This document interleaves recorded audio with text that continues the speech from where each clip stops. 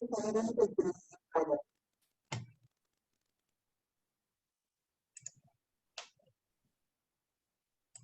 over 100 years, Rotary members have taken action when challenges arise. We know what people can do when they come together and put others before themselves. The team lead said they will continue the campaign to fight against the coronavirus. Local Rotary clubs deliver food and supplies to people in need. Strangers become friends, helping hands multiply, and problems turn into solutions. We are Rotary. We are people of action. Learn more at rotary.org/action. Excellent. And welcome to the Rotary Club meeting for July 14th, 2021. I am your president. There, I stopped sharing. Hey, this is my first meeting of the year officially, the last one I was on the road. I did 19 days, slept in 16 hotel rooms, and put 7,500 miles on my car. So I am very glad to be back here in my office in my virtual suit, which you can figure out what that means. And so we're going to go right into Steve Scott. If Steve, would you be so kind as to lead us in the Pledge of Allegiance? Certainly. Please join me in honoring the flag of our country. I pledge allegiance to the flag of the United States of America and to the republic for which it stands, one nation, under God, indivisible, with liberty and justice for all. Thank you so much, Steve. And so I failed, actually, I think, to say my name. My name is Raymond Foster. I am the president of the San Dimas Rotary Club. And our first course of business is to introduce our Rotarians. We call it going around the spokes of the Rotary wheel. And since I can see that Steve is unmuted, I will go right to Steve. Hello, everyone. I'm Steve Scott. I am the current secretary of the club. I've been a member of Rotary for 12 years, past president a couple times. I am also a State Farm agent in San Dimas. You know, I'm so glad, Steve, that my stint out of town has caused you now to use your laptop so we can see your face. And I think that's a win for everybody, isn't it? I think that's what's happened. Hey, so let's go to Marianne Kistler. Marianne, say hello. Hello, my name is Marianne Kistler. I have been in Rotary over 25 years. I am a retired banker and I love Rotary. Excellent. Thank you, Marianne. And I will take Mike Wallace to block. All right, circle gets the square. Hey everyone, I am Mike Wallace. I'm the president of Better Home Financial here in downtown San Dimas. I have been a Rotarian for over 6 years now, past president, past treasurer, and just happy to be here serving the community. Currently, I do nothing.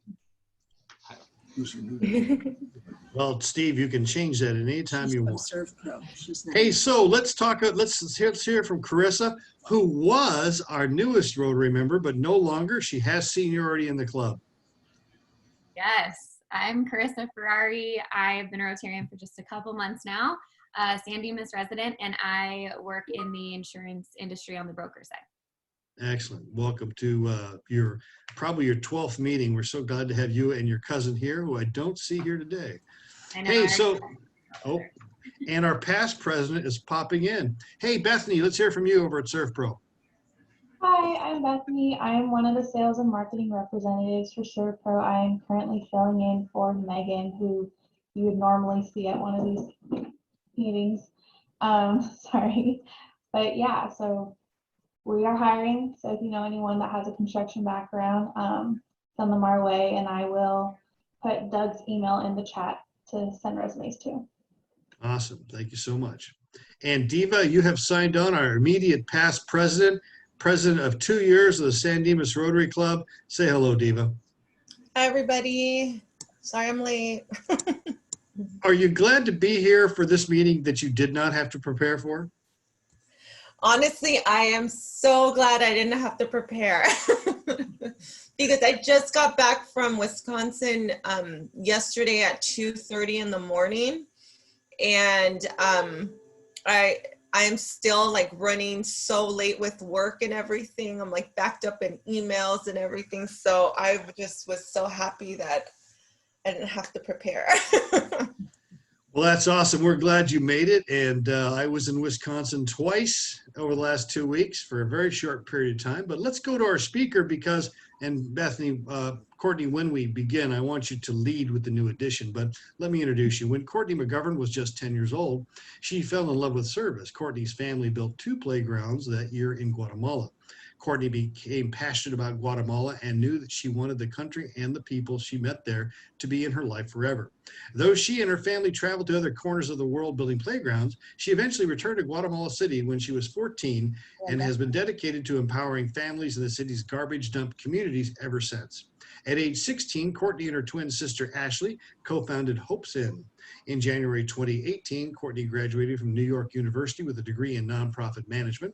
Upon graduation, she became the full-time employee of Hope's Inn. Courtney is a storyteller at heart. From her TEDx presentation and public speaking engagements to quiet coffee shops, Courtney eagerly shares all she's learned from families in Guatemala and helps others discover their service passions.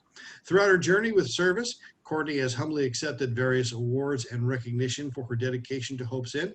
Amongst these are a merit-based scholarship to New York University through the Martin Luther King Jr. Scholarship, the Paul Harris Fellowship through Rotary International, yay, and being named one of Chicago Scholars 35 under 35 at the age of 23. Welcome to the Rotary Club of San Dimas, Courtney, and lead with the new addition to your family. Thank you. Thank you so much for having me. Yeah, I have a 1-month-old son, so he just turned 1 month today. So I'm on a lot of coffee and a really little amount of sleep, but I'm really excited to be here. And yeah, and just, I know they mentioned the Paul Harris, but my dad was actually a Rotarian for almost 10 years in the hometown that I grew up in. And I was part of Interact all throughout high school. So we've just had a lot of wonderful experiences with Rotary, and I know you all do amazing things. But if I can try and share. I have a little slide deck put together. Hang on, let me in. You are enabled to share. Okay, perfect. Hey, where'd you go? What? Screen. Okay, share screen. All right. So there was a little bit of background to our story in that introduction from Raymond, but hello everyone, Courtney. I'm currently the executive director of Hope's Inn, and it was co-founded by my twin sister and I. And as mentioned in my bio, we had grown up doing different service projects just in different corners of the world.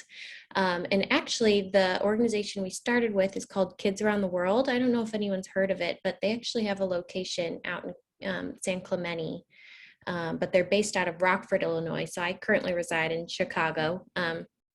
But we had grown up going to different countries, building playgrounds, and I just fell in love with Guatemala. It was the first place we went, and kind of begged my parents each year to go back. And eventually we went back to the set of communities called, we call it Zone 3 of Guatemala City. So I don't know if any of you have been to Guatemala, but their city is broken up into different zones, and Zone 3 is kind of at the heart of Guatemala City, and it's centered around the city's landfill. And the landfill is about the size of a football field, and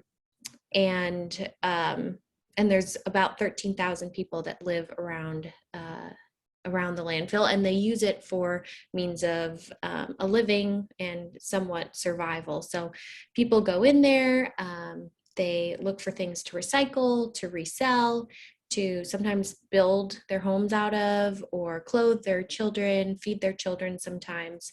And so we went to these communities when I was going into my freshman year of high school, and I felt very passionate about the people that we were meeting, and returned the following summer as an intern for this organization called Potter's House. And while I was there, I met this little girl named Monica, who she was just 8 years old at the time, and she was part of their education program, and she needed a sponsor. And so I don't know how familiar people are with child sponsorship, but basically my family had the opportunity to help support her education. And so we signed up, and Monica became part of our lives. Well, I returned back to the States from my internship, and I found out that her sister, these are her other two sisters, she's not in this photo, but one of her sisters who was my age at the time, was just 15, was pregnant with their first child. And it was just completely heartbreaking because we had been to the family's home. It had dirt floors. They had no running water. It was a 10 by 10 house made of corrugated metal. And there were 7 people living in that home. And so my twin sister and I basically said, look, there's something we can try and do, maybe, fundraise for this home to change the living conditions for this next generation of their family. And their family is already 3 generations into living into those kind of conditions. And so we thought, maybe we could try and fundraise, but we were just in high school. So at the time, $7,500 just sounded like way too much, but we thought we could probably pull some friends into it. What do they like? They all liked fashion. And so we started a fashion show fundraiser. We called it Hopes and Style. And it was actually just hosted at the local nursing home in our community in Illinois. And we ended up raising double what we needed at this fashion show. Here's some photos. And so we raised double what we needed, and we decided, okay, we'll build Monica's home, but then why don't we bring people from our community to actually go to Guatemala and meet some of the families, see the communities, and really just gain a totally different perspective. And so we brought a small team to Guatemala that first summer. I believe there was 27 people that went with us. And just like myself and my family, people got really passionate. And so it snowballed, and we went back year after year. And now as an organization, we've built 43 homes in these communities.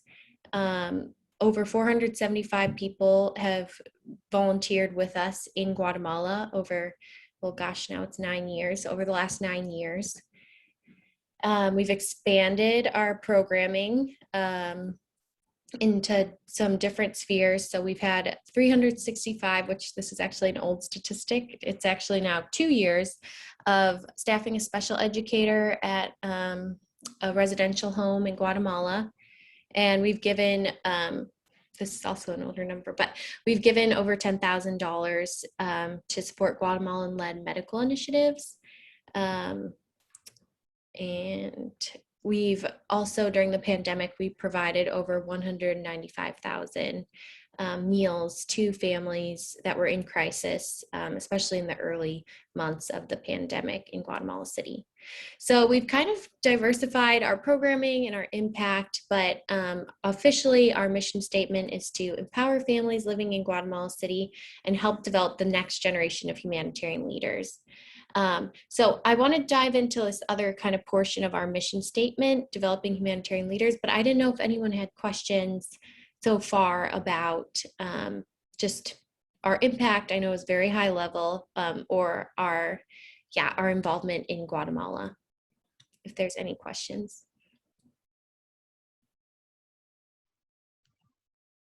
Doesn't sound like. Yeah. Okay, well, if you think of anything, you can always interrupt me. But yeah, so this other part of our mission is developing humanitarian leaders.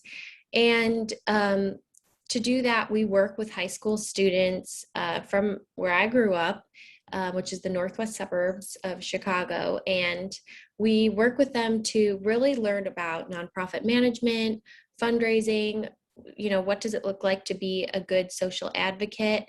And through kind of these efforts, we have an internship program for them. And then we also run a service learning program in the local high school where students get together during their lunch hour once a month and go through this curriculum, learning about, those aforementioned topics. But I know I have like a little bit of an interactive piece here. So maybe if anyone can share just about a time you were inspired by the upcoming generation. It could be something you saw on the news, or maybe there's an Interact Club that you all work with, but I don't know if anyone can share just a memory or. Well, we have worked with the Interact Club through one of our fundraisers, and one of the things that they always do better than we do is sell the C's candy, because they're cuter than we are, number one, I think. But it's good to see young people working Yeah. for a goal. They take that to heart. Yes, totally. Yeah, It's great. Mhm. sorry, just kind of a high level. I used to work for a CPA firm, and I did a lot of recruiting and hiring, interviewing when I was a manager. And you know, the stereotype of millennials and the younger generation is that of, you know, self-centeredness and laziness sometimes, but Yeah. it was unbelievable, the candidates that were coming in to interview for these staff CPA positions at Big Four CPA firms. It just blew me away. It was like everybody was a 3.7 GPA and higher, graduating in 3 years, and everybody had done something phenomenal to help their local community, or, you know, it was unbelievable how much these young adults had accomplished by the age of 21, 22. Yeah. Yeah, that's amazing. I know it is. When we work with the high schoolers now, it's like, oh, the freshmen are like already taking like 2 or 3 AP classes, and you know, they've got their list of things that they want to accomplish, and yeah, it's awesome. I did want to add one thing, was it kind of takes you back when you talk to some of them, that it reminds you like how you probably felt the same way, where nothing's impossible. It's just we grow up and then we start doubting ourselves, or we forget that when you are at a younger age where you haven't really experienced that much rejection or a boss telling you, now you can't do it that way. They're just so like open to like, we're gonna do it, like who cares, let's just do it. And you're thinking, whoa, like I remember being that way, what happened? The resilience in there, you know, they're like, no nonsense, like I'm not gonna take no for an answer attitude is great, you know. So that's like my experience I've had with, you know, some I guess millennials, where they say stuff and I look at them like, oh my gosh, I remember being like that, what happened? It's true, because if you think of doing like a service project, you know, well, at least I'll just speak personally, like when I was in high school, it was so much easier to ask peers to help than now as an adult. There's like a fear of, oh no, like what will they think? Or maybe, you know, people are too busy, and you come up with all these excuses of why not, instead of, you know, why it could work. Yeah, it's such an interesting point. Are there any other thoughts that people had about this question? Not, I think I have one more.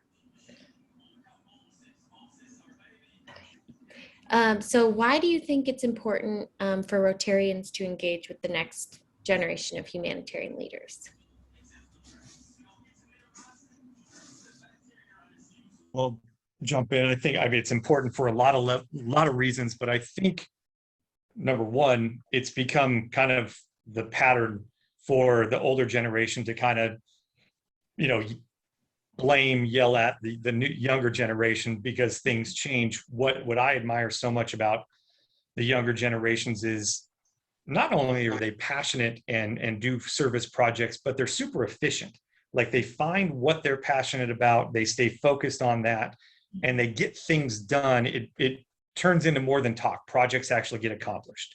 And in something like Rotary, where service organizations by and large are a dying breed, partnering with younger people is what's going to allow us to continue to thrive. And it's really important as Rotarians that, you know what Rotary does. You're in a Rotary family, so for you it's easy. But for so many people, when we bring them in, they have no idea what Rotary does or who we are. So it's really important that we take the steps to get involved and make them understand what Rotary does, to allow them to kind of take the mantle and move forward with it. Yeah. I think Steve kind of touched on my thoughts of as you get more established in your career and family, your time kind of gets eaten up. But you may be able to write a bigger check, but not spend as much time or accomplish as much. So bridging that gap between the younger generation that's passionate and will get out there and get things done, and somebody who may not have as much time on their hands, but has means and maybe can finance somebody else who is willing to do the work. I think, and also there's an experience element of, you want to pass that knowledge on to somebody else and have them pick up that torch and continue on with the mission statement, for each organization, regardless of what it is. Mm-hmm. Yeah, absolutely. I think you both touch on great points of just the posterity of an organization, and then, bringing in that knowledge, just so the next generation can take it and run with it in whatever sphere they're kind of operating in. And I think those are great points. So I guess, we just think through these questions a lot at Hopes In, and, kind of, I guess a lot of it echoes what both your thoughts were. We're just, young people are really highly engaged with current events. They're seeing it on their phones, they're seeing it in school, they're seeing it, in every aspect of their lives, of just, they're just much more aware of what's going on in the world, and they'll be the future of our communities. So whether that's a Rotary community, the Hopes In community, or just, our neighbors on the street, we see that, these people are the future. And so we want to invest in them. And then, and I think just equipping people that are young with the tools they need to make the world a better place is really great. And I know these questions kind of focused on millennials or the younger generation, but we do have 70-year-olds and 80-year-olds that have gone with us to Guatemala, and we know that's all part of the next generation of anyone who's kind of raising their hand saying, I'm going to make a change. And it's part of this really big collective, right? I know I'm running short on time, but we also strive to make an inclusive service community. And so we know that a lot of times people with disabilities can be underrepresented in the volunteer community, especially the international service volunteer community. And so we create inclusive opportunities for young adults with disabilities through some of our programming. I'll just kind of leave it at that. There's a lot more information on our website, but we do have a lot of service opportunities for diverse volunteers. I know this was a lot kind of covered at once, but I want to thank you all for just giving me the opportunity to share a little bit about Hopes In. I don't know, let's see if here's some kind of follow-up information about us. So we have a website. You could take down my email if you want to learn more, or just have any questions. We also have an Instagram. It's hopes_in. But I could also, if there's any questions that people have, I'm happy to answer any questions as well. How do you take donations? Do you have a mail address to mail a check? Do you have PayPal, Venmo? We do. We have a PO box, but you can also, anyone who wants, if there's someone that wants to donate, you can go to our website and there's a donate button. It's pretty, probably the easiest way. Thanks for asking. Are there other questions for Courtney? Mike, go ahead. What is the website? You want to give that It's out? just hopesin.org. So HOPESIN.org.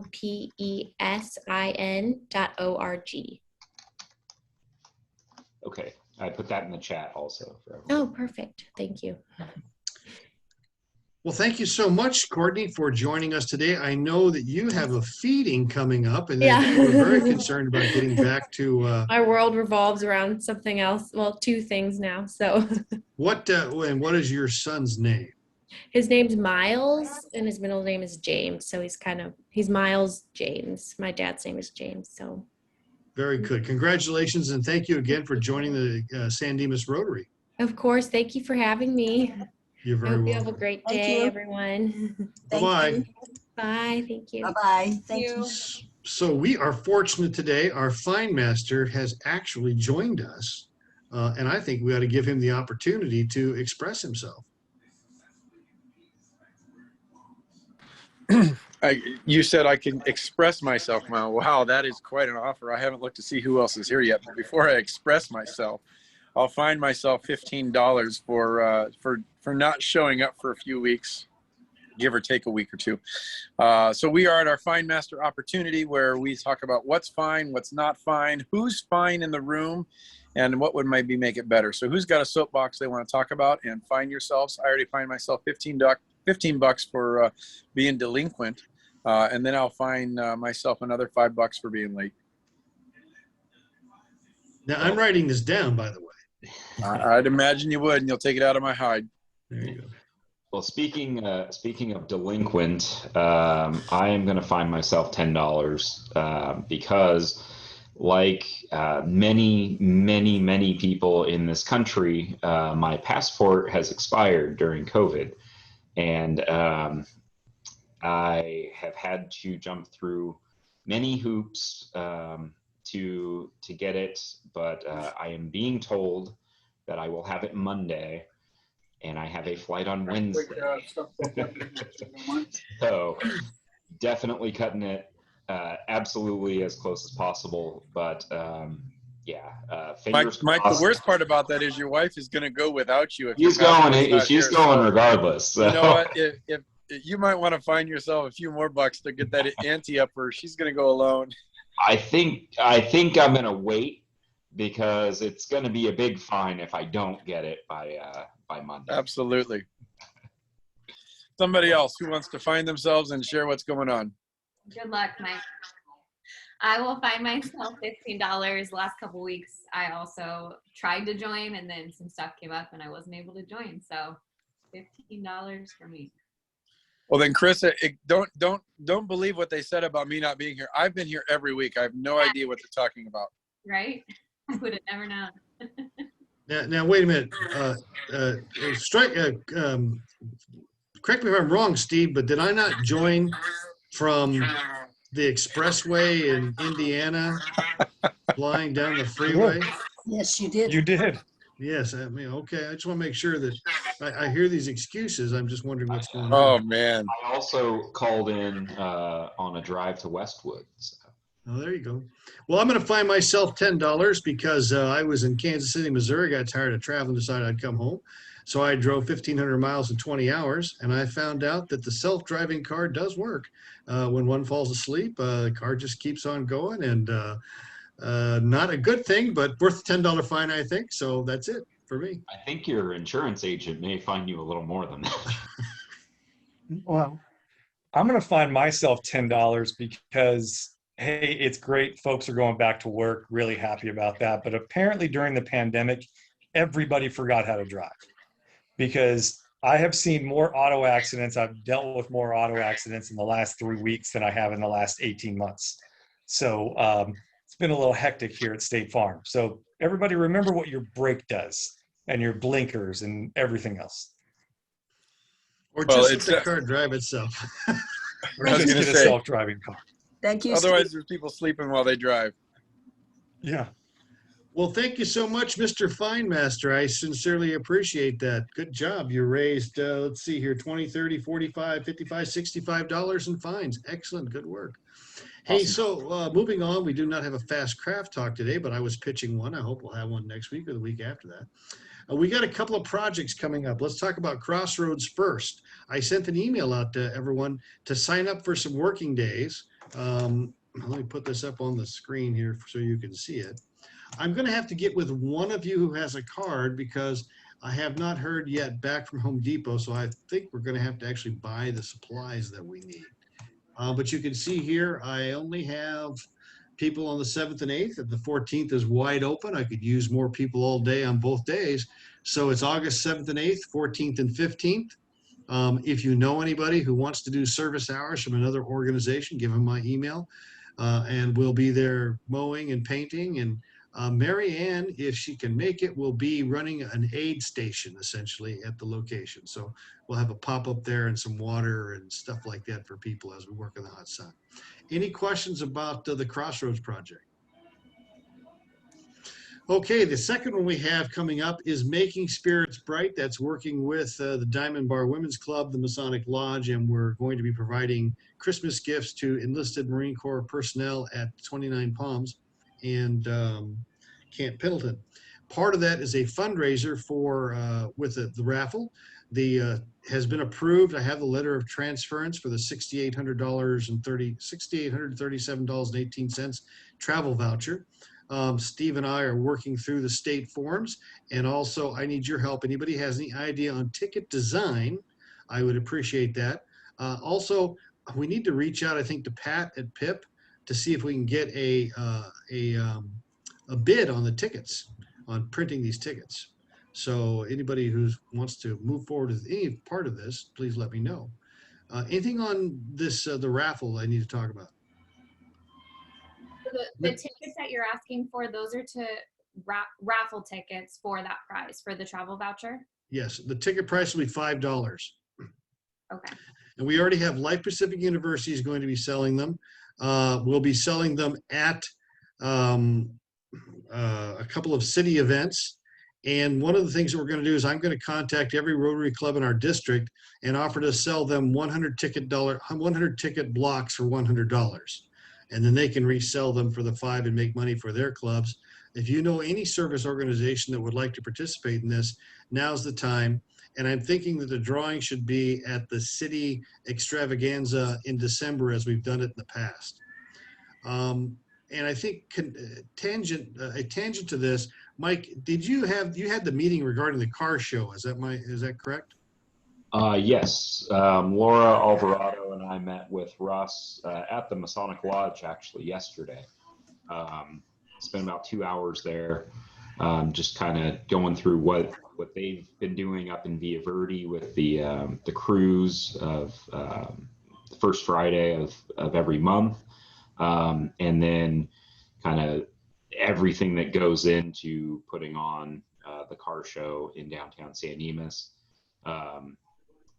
And I think we kind of walked away saying, all right, well, let's talk to our respective clubs, see how everybody feels about this, and let's see who's going to be on board, and we'll go from there, trying to expedite this and get a show going in late October.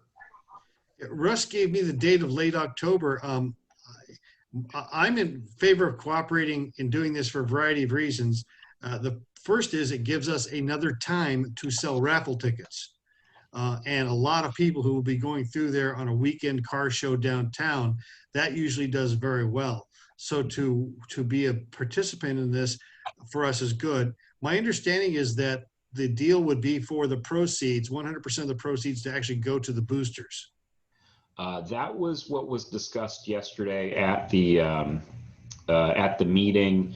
I think it's something where it's been historically a boosters event for 20 plus years, however long it's gone, and that we would probably have a committee of anybody who wants to get involved in helping and organizing and that sort of thing. But that the booster template of what's been done in the past was what would be done with some minor tweaks. It's always been a Sunday morning show, and the idea was to do a Saturday afternoon show and make it kind of an Oktoberfest theme. And I think that would help turnout, would certainly help beer sales. So I think it could be a good event. Okay. I'm certainly willing to sit on a committee to see where we go with this. And And I don't have a problem with the proceeds from the thing going to the boosters, quite frankly, if we can sell tickets and we can get our name on the billing as a participating organization. Okay. Because the boosters are supporting the local sheriffs anyway. I don't care who gets the money. It's good. But technically, the boosters are not supporting the sheriffs. They're supporting the volunteers. Okay. They are not legally allowed to financially support the sheriffs. Is it the SAR people that they do the search and rescue? Do they the mountain rescue? It's search and rescue. Search and rescue. It's the seniors on patrol, the senior volunteers, the young Marines, the explorers, and the disaster communications, along with the mounted posse as well. Cool. All right. Well, as we go forward, maybe we can get other people to get on the committee. Let us know when the meeting is, and we'll get forward with that. We'll get moving. Does anybody have anything else they want to talk about Action 360 in the community? Anything else you want to bring up? The 29 Palms visit. I'm sorry, what is the date on that again? I don't have it in front of me, but it's a Thursday. Yeah. 29th, it's my birthday. 29. Okay. All right. That's the only reason I remember. Because it's also a Thursday. There's 4 of us going out from the lodge, and what I said was I didn't expect anybody from the Rotary Club because everybody but us, I work, but I do my own thing. So everybody else, you guys have jobs. I don't expect any of you to make that trip out to 29 Palms on a Thursday. I will report back to you what we see. Okay, so the hope is just, the 29th is just for you to observe and see how it is and if there's another need. Is that what it is? There's been, what we're told is that the Marine families out there are supported by a food bank because they don't make enough money. And so their families, when they're deployed, are using a food bank. We also found out there's a thrift store on the place. And essentially there's 55 pregnant wives of enlisted personnel currently out there at 29 Palms. And they use a thrift store to get baby items. And their medical care is in Palm Springs. So that is a good hour's drive. And there's a gas fund to provide petrol for the wives who are going to the OBGYN appointments. So we want to go out and take a look at the actual need on the base and see what else we can do besides what Making Spirits Bright is doing. How can we further support these people? Because it sounds like a clothing drive would be a good one too, because that would be free for us. I mean, look at how many people gave clothing with, when we sent it out to North Dakota. So yeah, what we've already begun is a baby item drive. We've actually, through the lodge, we got 7 cribs, a couple of bassinets, some strollers. And so we want to go out there and take a look at the need. I thought once I was out there, I'd bring it back before you, and we might think about that as a service project for a baby item drive of gently used or new baby stuff. And we're also in communication with people who make celiac, the baby formula. Celiac, yeah. It's been a long time since I had a baby around here. So Similac, that's it. And we're looking to see what kind of diapers and things like that we can get donations for. If you're interested when you go out there, let me know. I do have 5 bags of lightly worn adult clothing that I was going to take to Goodwill. If you prefer to take them out and give them to the thrift store out there, I could do that. I don't know what the thrift store is like out there, Mike. Otherwise, I'd say yes. But I will tell you this, the Goodwill is always a thing, but we do quarterly clothes drives for the Midnight Mission downtown also through the lodge. So if you want to drop them off at the lodge, I'll make sure they get there and get you a receipt for them also for the Midnight Mission. I can do that. I have them too, Raymond. I might just drop them. I'll let you know when I'll drop them off so that you guys could be expecting them. So we could be there to bring them in the building. Anybody else have anything on the community side? Okay, so let's look real quickly at the calendar.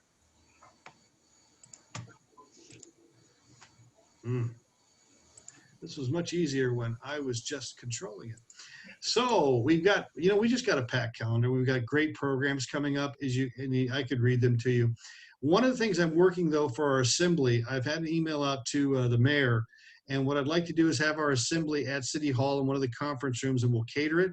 Our guest speaker will be the mayor on the status of the city. I've also asked Marco to stop by from Port Totino's office, and I talked to, in the email, said, what about having, a half a dozen city staff join us for the luncheon, just a way of appreciating them. So we'll see how big the venue is, and as we get closer to that date, I'll give you more information. Other than that, you can see we've got a pretty good calendar coming up. Fast Craft Talks, that's the one we need to fill. So if you've got some ideas, please let me know. Any questions about the calendar? Nope. Cool. Mike, I believe is this the last time I've asked you to do this? I believe so. You tell me.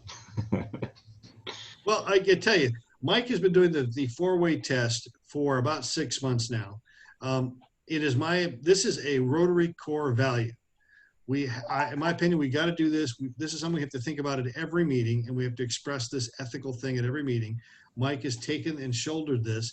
It'd be nice if other people would send me an email and say, hey, for the month of August, I'd like to be the one who talked about the four-way test or whatever. So after tonight, after this presentation, Mike, I'm going to lift the burden from your shoulders and let you run free.